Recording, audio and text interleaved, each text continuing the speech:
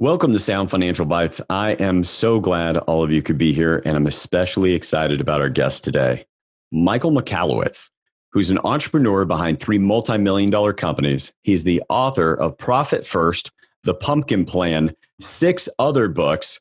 Business Week has called his Toilet Paper Entrepreneur a cult classic, and he's soon to be releasing, later this month, August 26th, Clockwork. And Mike's a former small business columnist for the Wall Street Journal, former business makeover specialist on MSNBC, and today he travels the world as an entrepreneurial advocate, speaking to groups of people that are just like our entrepreneur clients, helping people make sure that they take the challenges of outdated business beliefs and teaches people what to do about it. And stick around near the end because we've got a great giveaway, super generous, of Mike and his organizations. Michael Michalowicz, welcome to Sound Financial Bites. Paul, it is a joy to be here. Thank you so much for having me.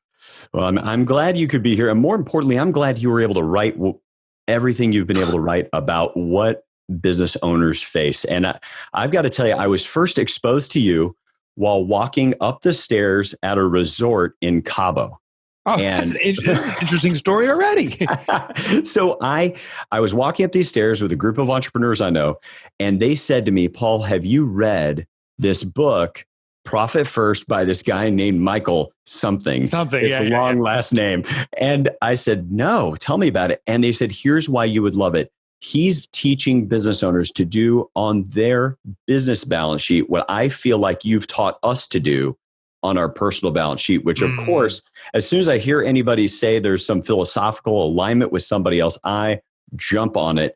So sure enough, went and picked up your book. And I think what I'd love to hear you talk about first and share with our audience is what it was like for you the first time you grew a company, you made it super successful, you had a big win. And what I think happens to many entrepreneurs and business owners, everybody around you, it also looked like a big win. Yeah. And maybe say how that went. And then I want to talk about how it may have affected people around you at that time as well, because I think our listeners, especially the business owners, see things happen in the marketplace and they appear one way from the outside, but there's something very different going on the insides. Yeah, that's a fascinating question to ask. The our perception is way different, but it actually morphed my inner perception. Here's what happened. My first business was in the tech space. I sold it to private equity. I didn't make FU money. I made F me money. I was happy with it. It was great. But it wasn't life-changing. Started a second business. That one became the FU money. It was, I sold to a Fortune 500. And people on the outside said, Mike, you got the Midas touch. Everything you touch turns to gold. Now, a couple of realizations I want to share is behind the scenes, those businesses were struggling financially. I was sales oriented. I didn't concern myself with profitability. I was lucky to exit out. So I made my money in the very end, but not while running those businesses. But once I made the money, I was entrenched in this belief that, clearly you got to pump and dump a business. And clearly they are right. My friends, I have the Midas touch. I'm a god of entrepreneurship. And I want you to take that word right. I had such arrogance coupled with such a massive degree of ignorance that what followed was a pure disaster. After I was launching these 2 companies and making my money and becoming a self-made millionaire in my early 30s, I lost it all. I wiped it out just through becoming an angel investor. I had no right to be in that space. I was working with businesses that were very disparate. They didn't complement each other. I had no clue what I was doing. And I blew money on that, plus just wasting it personally on stupid things. And it took me about 2 years and I wiped myself out. But the funny thing is I couldn't admit it. I didn't want to admit to anyone because everyone was telling me, at least what I was hearing was I had the Midas touch. And I was really a sham. I had no Midas touch whatsoever. And if I may, I want to pause there because there's the next part of that story about the realization I think is so key. And yet, during that time, you had exited 7-figure exits, the ability to put that money on your balance sheet and put it to work. But only because I kind of look at it as sometimes running a business for the sake of selling it and not being profitable during that time is a little bit like diving a plane for the sake of getting enough speed to hopefully pull up. That's a great analogy. Yeah, That's exactly what I was doing. And unfortunately, sometimes the ground is a little closer than you thought. And that's where we see things go bad for pilots, where they just use the propeller not to pull them up, but rather to dig into the earth. And they call augering it in. But in your case, you had done that. And from the outside, even during the 2 years, as it was not going well, but nobody knew it wasn't going well. And even from your own realization, maybe for a time you didn't acknowledge it. But Right. to everybody else, you looked like you were spiking the football. Not only had you made it, but now you're a big dog because you have 10 VC companies you're a part of. Right. I invested in with my own money. And it's interesting, this perception entrepreneurs have. Anyone listening to this show right now that's an entrepreneur, the day you start your business, there's these two beliefs that the community around you that are not entrepreneurs have. Everyone thinks you're a millionaire the day you open your company, and everyone thinks you don't work. They're like, oh my God, you have all the freedom, all the time in the world. You're a millionaire because you're an entrepreneur.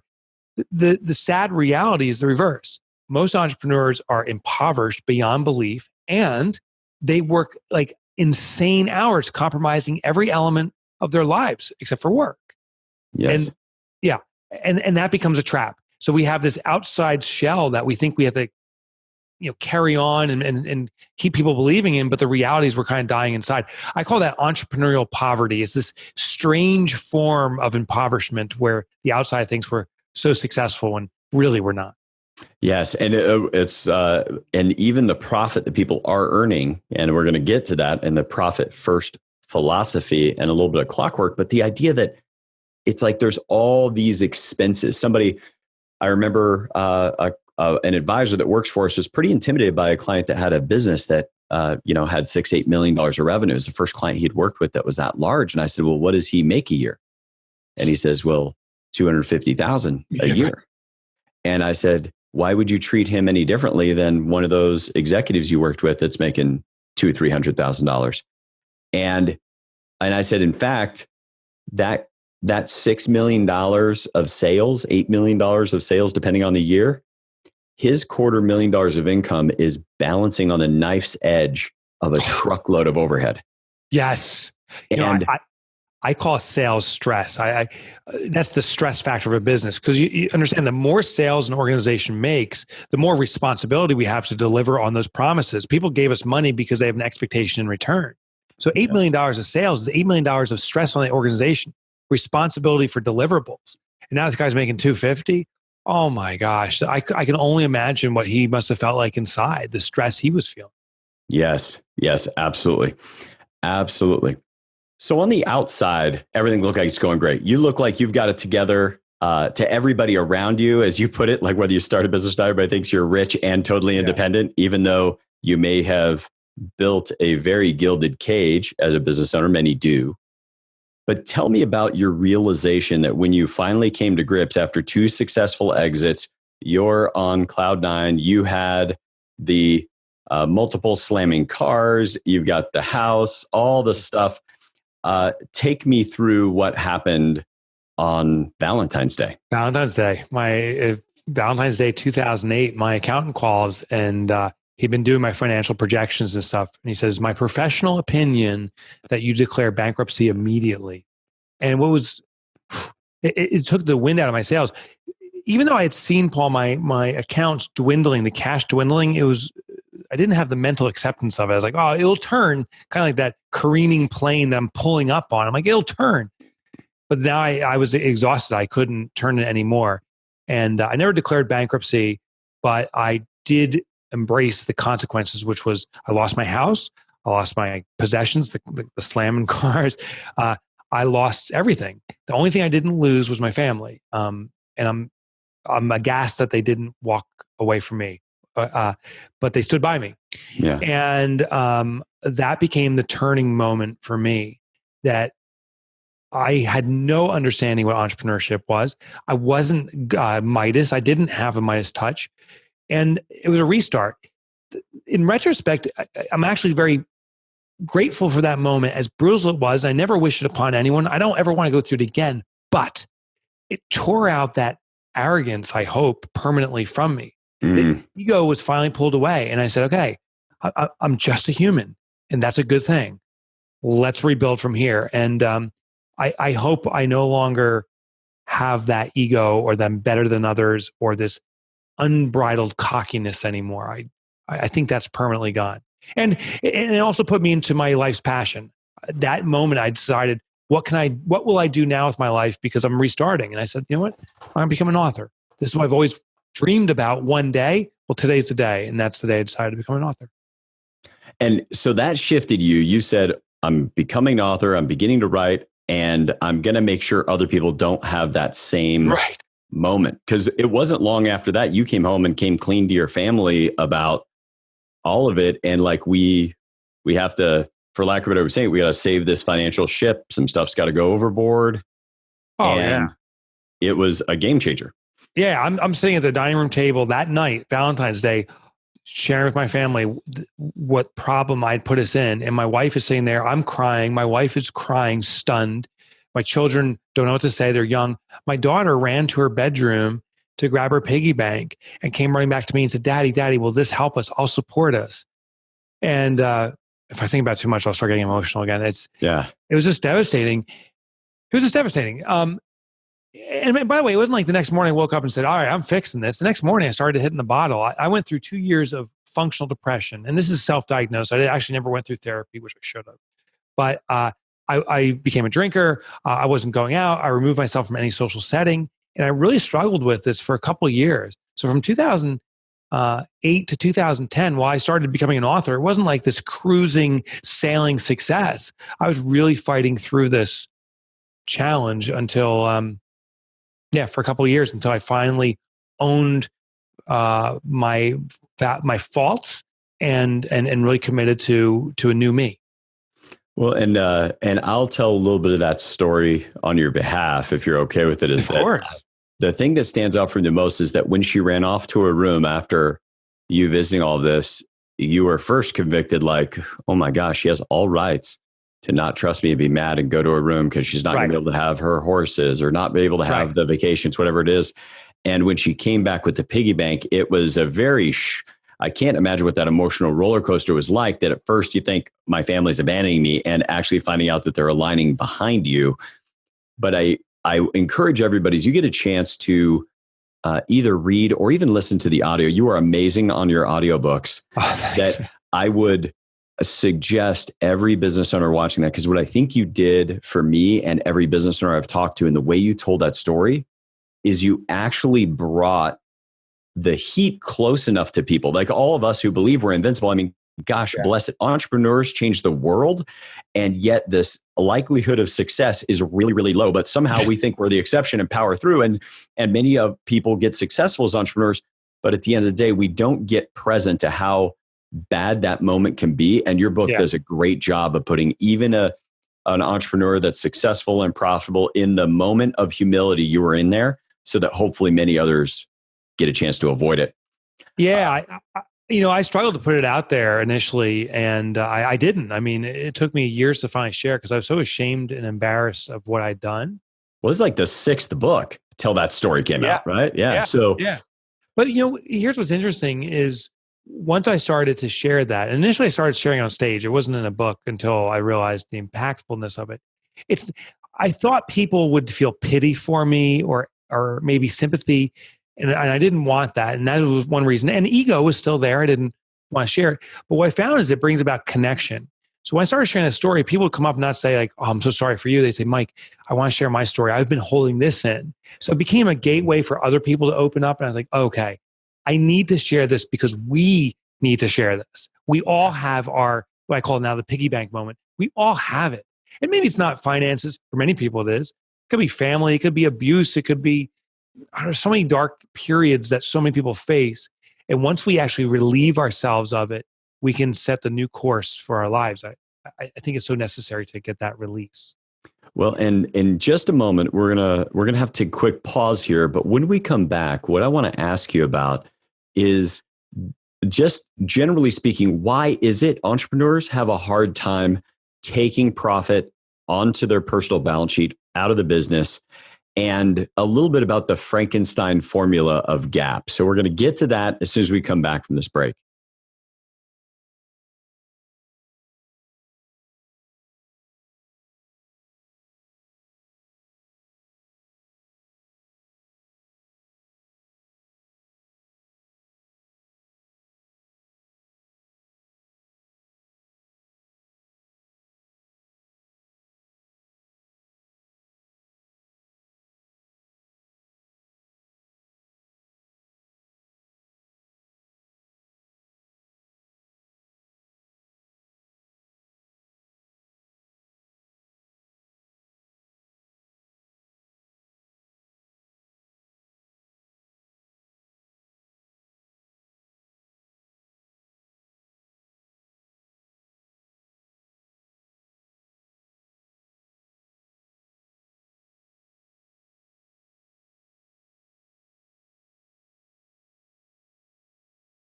Now, before that break, we talked about the idea of how business owners have a hard time taking profit and how it's really tied into this, as you refer to it, the Frankenstein formula of generally accepted accounting practices, or GAAP.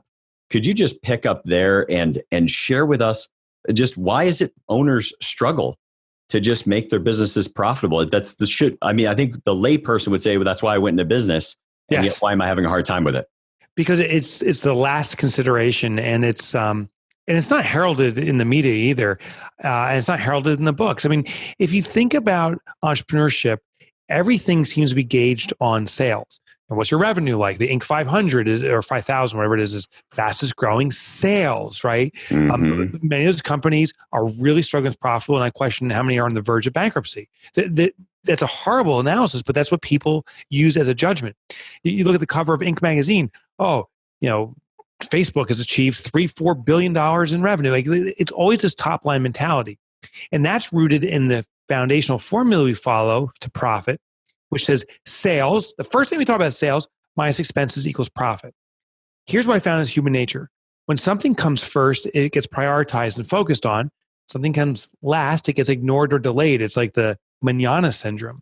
And what we're told is profit comes last. We even call it the bottom line or the year end terminology. It says, it can wait. So what happens? We ignore it. And so there's this vanity around revenue. And I was so caught up in the game myself in this measurement. And I think it's true for most entrepreneurs.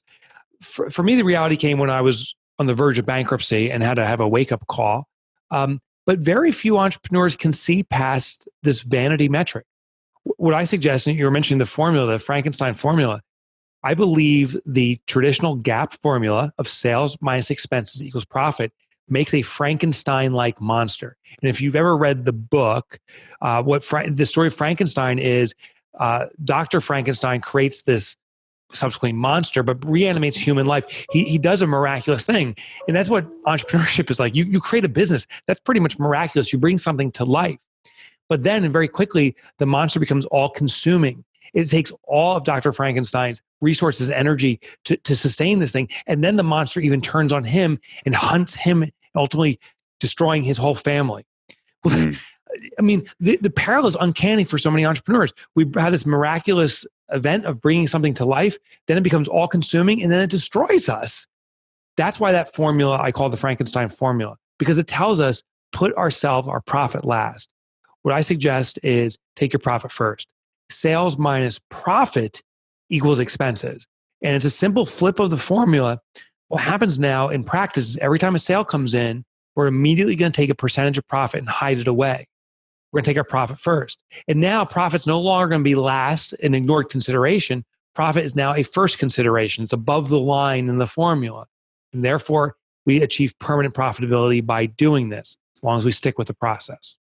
Well, and we often will talk about it as it's like the siren's song. Yes. It's from Odysseus. Yes, that Odysseus had to be like tied to the mast. Yeah. And so he wanted to hear the song, and he told his men. So it's like the structures we have to put around ourselves as business owners to put beeswax in their ears. Yes. So that and if I scream to be let go, the only thing you were to do is to tighten everything tighter. and tie me with more lashes. And I think that's, as people get a chance to read Profit First, even hearing this a little bit as it being an entry, it changes, puts structures in place that give us the ability to be successful. So going back to Cabo for a moment, and why what you do on the business front so well related, and our clients that were at this conference literally said that it's the same thing you do, because we teach people to set up something we call a wealth coordination account. If everybody wants to know more about that, go back to episode 45 was the most recent episode. We went deep on wealth coordination account. And that idea is that for most people, we call it being residue or being catalytic. And for most people, they have their personal income that they take, whether out of their business or from their executive career. Then they pay their expenses, and the residual is what they quote unquote save or put in assets. And what we want to do is reverse that. Let's not let the residue be what you put in assets. Let's make catalytic what you're committed to saving as a gross percent of your income. So now for our clients that are embracing Profit First, there's this Profit First mentality in the business of getting money on your personal balance sheet. And then it picks up on your personal balance sheet of how much of the income we've now created now gets stowed away into assets, so that by setting that percentage, it might be 20%. They always get a chance to enjoy more, just like the business gets a chance to expand and do better, but not without taking the profit out of the way first. I consider businesses and our personal lives to be conjoined twins. There's a saying that it's really a parent-child relationship, and I disagree with that. A lot of people say, I start a business, I'm the parent, the business is my child. I will feed it, I will nurture it, and one day it'll get its legs under itself and it'll fly the coop and support me. But the reality is not parent-child. I really believe it's conjoined twins. What I mean by this is that our lives and our business life is like sharing common things or critical organs that keep us alive. Money is, as our business finances go, so do our personal finances, or vice versa. So we have to be very cognizant that when you implement a system like Profit First, it doesn't end there in a business. You have to translate the same system, what you're doing, but the personal version, or vice versa. If you have it set up in your personal finances, you need this in your business. Yes. You can't just do half of this. You can't feed half of the conjoined twin and hope that the entire body will survive. Both have to be cared for, because they really are separate entities. They're just caring or sharing common critical organs. Yes. Oh, I think that's a great picture for people to hold and be able to hold on to this beyond this podcast. If I may, when we think about Profit First, we need to carve that off. There's a huge value. We have a friend, an EO member out here in Seattle. It's a friend of mine named Alan Chafee, and he owns this CFO turnaround business and called Turning Point Consulting. And something he shared, which he's one of the few kind of outside CFOs I've heard say this, is he says, I want that money out of your business as soon as possible, because without the Profit First mentality, although we've now sent him a copy of your book, that the way he put it is, you make different decisions if you have what's kind of, for lack of a better saying, a lean mentality and an appropriate amount of scarcity. Not scarcity mentality, but scarcity in the business that fosters innovation and being economical. And would you, just as we kind of close out our first half here before we move on to part 2 next week, could you just kind of share, you have one company that happened in, or if you're comfortable sharing that story, you shared it in person at an event, about a huge piece of equipment broke, but you had pulled money out of the business and the innovation that came after that. Yeah, so that's a leather manufacturer. I subsequently we had an exit, and I'm thrilled to be moving on to the next venture. But Hedgehog Leather Works, this company, we were based out of St. Louis as an equity owner for about 7 years in the business. And we implemented Profit First. There was an established business. I joined the existing owner, Paul, and we implemented Profit First day 1. And day 2, we said, wow, there's not enough money to buy this heavy equipment for forming molds and so forth. And they can cost like $50,000 or $100,000 for a new unit, presses and clicker presses and these different things. And we said, well, if we take our money out, our Profit First, we have such a modicum of money left over, such a small amount, that we're going to be out of business. And then that triggered the thought saying, well, hold on, why don't we look for alternatives? The lesson you're going to discover here is that the lack of money can be embraced. And if it is, it triggers innovation, out of the box thinking. So we went down to the local Home Depot and we simply started buying parts that we think would support our objective of molding leather. And sure enough, we found that through a combination of household goods, you can apply heat in a very special but simple way with moisture to leather, and it'll take a mold without the need for an expensive press. We can now use a vice clamp to get the press we want and instantaneously get the mold we want. Here's the fascinating thing. We were following the industry standard because everyone in the industry knows you need a press. You need a 50-ton press. So everyone in the industry does what you need to do. But when we had the lack of money, it forced us to consider new innovative thinking.